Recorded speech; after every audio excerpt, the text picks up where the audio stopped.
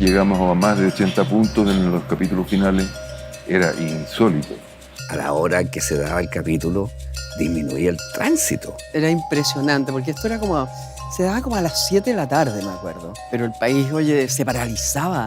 La gente se trasladaba antes de esa hora y a las 7 estaban ahí viendo. No corrían ni micro, se paraban las operaciones, se paraban los consejos de gabinete, porque todo el mundo veía La Madrastra. Moya Grau, que era un hombre de izquierda, ¿ah? A pesar de eso, se sentía muy orgulloso porque Jorge Alessandri Rodríguez, que todavía vivía en esa época, ¿ah? No sé por qué él supo que veía la telenovela y se sentía súper orgulloso de que un personaje tan conservador como ese viera su telenovela y la admirara además, porque creo que la opinión que le llegó es que le encantaba. Fue una novedad porque era la primera teleserie.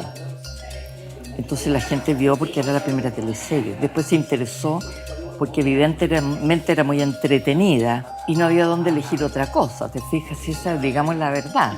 No había la competencia que existe hoy. Tú sentías la ingenuidad del público de esa época, ¿no? La mala era la mala. Y creían que uno era mala las 24 horas del día.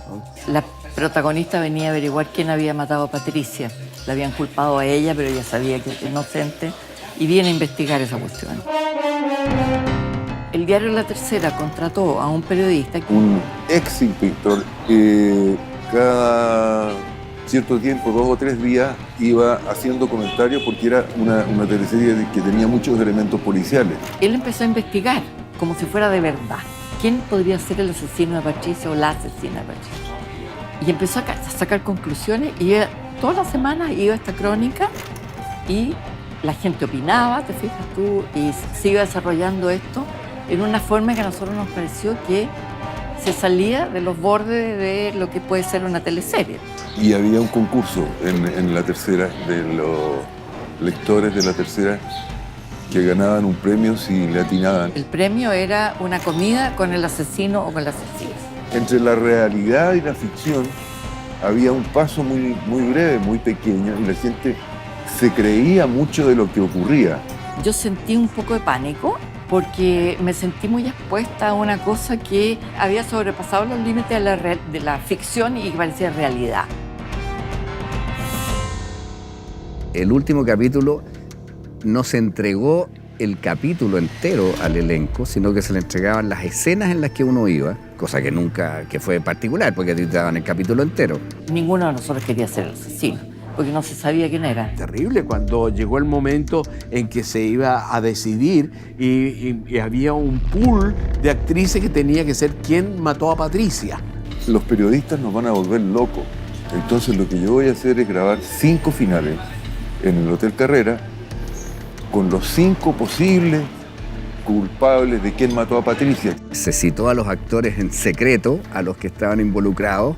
Tuvimos que hacerlo porque los periodistas en realidad nos tenían locos. O sea, realmente no podríamos haber grabado esa escena en secreto y se hubiera revelado al público de todas maneras si lo hubiéramos hecho con un actor.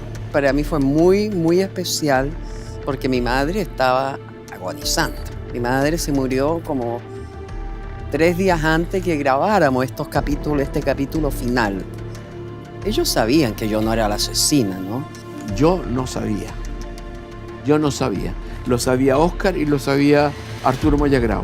Y grabé los 5 finales con esos 5 actores, ¿no es cierto? Que era la misma cosa. Yo les decía, no se preocupen, hablen, si quieren se cuestan chistes, porque el audio de esto es pura imagen. No hay... Y bien al final sacas tú el revólver de atrás y ¡pum! Los 5, ¡pum! ¡Pum! Era una conversación breve y venía el asesinato de Patricia. Entonces le dije a cada una lo siguiente: tú eres la asesina, pero no se te puede notar. Había todo de llanto, no lo hagas, sí lo voy a hacer. Y ninguno de nosotros supo quién era, porque era exactamente la misma escena hecha por todos nosotros. Y yo sabía que esa última escena con la Gloria iba a ser muy buena. Fue una escena muy dramática. Que yo iba a ir presa así de verdad, o sea, qué pánico.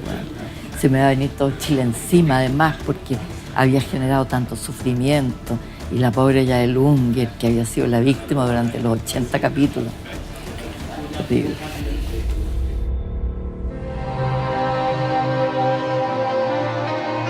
Y el capítulo final de La madrastra fue en un jardín de una casa, ni siquiera no era una mansión, era una buena casa que tenía piscina. Y la toma final se hizo en helicóptero, que eso fue ya Hollywood total.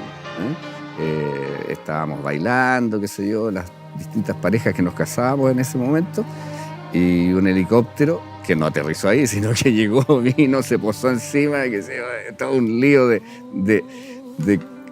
organización ahí, y nos dan la señal y el helicóptero empieza a elevarse, que se va haciendo la toma final. Y la Gloria ha sido un personaje muy frío, ¿me entiendes? Que de verdad, por conseguir sus metas, era capaz, como personaje, de cualquier cosa y asesinar entre ellos. Yo creo que hay un antes y un después en la historia de la televisión chilena de La madrastra y para la vida de los actores que participamos en ella también.